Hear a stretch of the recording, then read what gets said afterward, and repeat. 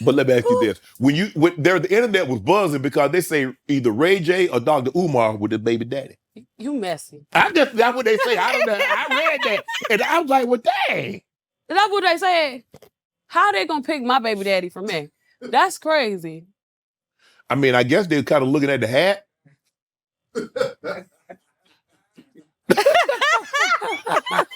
You got the bead. Hey, can y'all see the bead? Look at the bead right here. Show the bead. Show the beads. We made this dress. Hey. But you know, I came to represent. I'm a Black Empress, Pan-African queen. What'd you say, Pan? Pan. And he used that term a lot. Pan-Africanism. Yep, that's what I identify as. Mm-hmm. I think Dr. Umar is a great teacher, you know? Yeah. But that's not my baby daddy. Okay. But he did, wasn't he on the Breakfast Club saying that he would like to have a... He said that. A lot of guys feel that way. A lot of guys feel that. You think a lot of guys want to put a baby in you? Yes, they love me. They love me. You don't know me like that, but even you would love me too. Yeah. No, for real. Yeah. I treat men with respect and love. Okay. Abundance. You know? Why is Suki so easy to love? I feel like I'm easy to love because I love automatically. That's how my grandma raised me. So I'm okay with giving love. Mm-hmm. I'm okay with being there. I'm an easygoing person. I don't judge people. I'm a listener and I'm a giver. So naturally, when I meet a man, automatically I want to be there for you. I want to know how you like your food cooked. I want to know how you like your chicken cooked.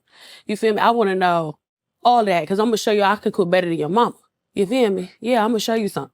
So in other words, you're a nurturer. Yes, I'm very nurturing, and that's why I like to be a mom. Yes. So yeah, that's why they act. So you treat your man almost like you loving on him and doting on him, and hey, he come in the house, he gonna know that you've been thinking about him all day. Yeah, but he's still gonna have to spend that money though. You know, I'll treat you like that, but I still want you to make sure you provide and you take care of your. Yeah, he gonna take care of you. It's not fair that you got all this liquor right here and you know I can't drink. But we're gonna give you this to go home. So when you because I want you to have a souvenir. Okay, so after I had a baby. Yeah, after you had a baby, you know. Thank you. Yeah. Mm-hmm. Yep. Let me ask you this. I mean, Pan Queen, because a lot of Pan-African queen. Pan-African queen. Mm-hmm. Could you be married to a man that have multiple wives? Could you be one of many wives? I used to think I was okay with that when I was younger. I did consider it. I don't feel like that's my path. Okay. I don't judge people who are okay with that because I do feel like sometimes maybe a woman could use a sister wife. Yeah.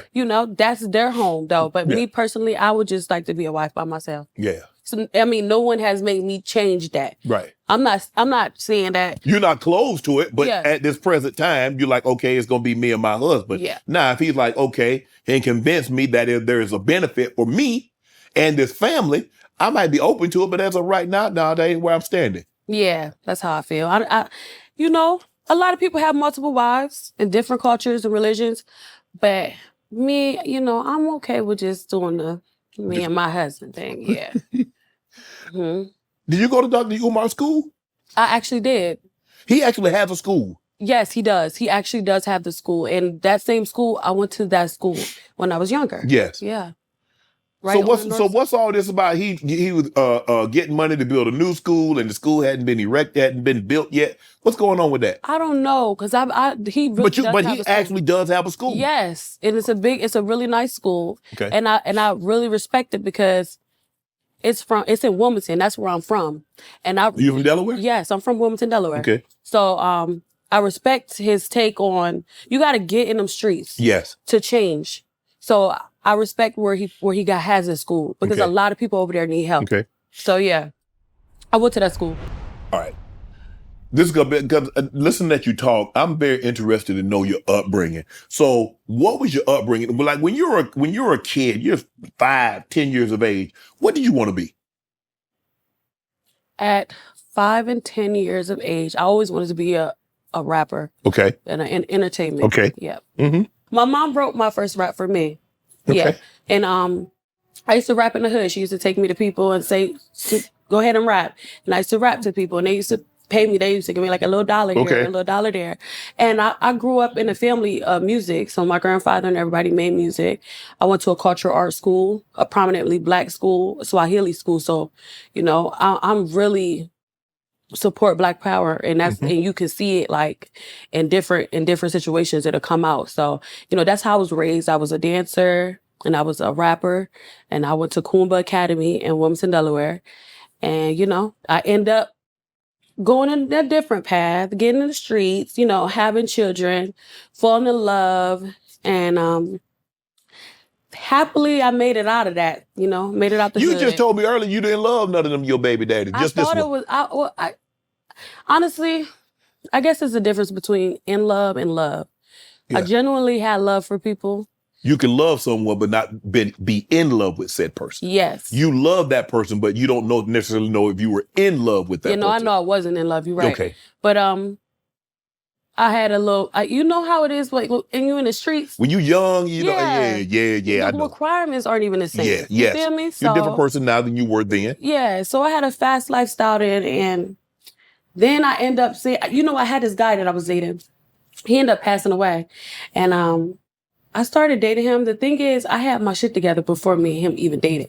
I had my little business where I used to make shea butter, waist beads, I had my apartment, I had my car. And I ended up meeting him. He was a little older than me. He didn't want to come to the side. Little? Okay, he had to been like 7 years older than me. Okay. Yeah. So he didn't really want to come to my side of town. So he ended up having me go with him, leaving all this stuff that I had.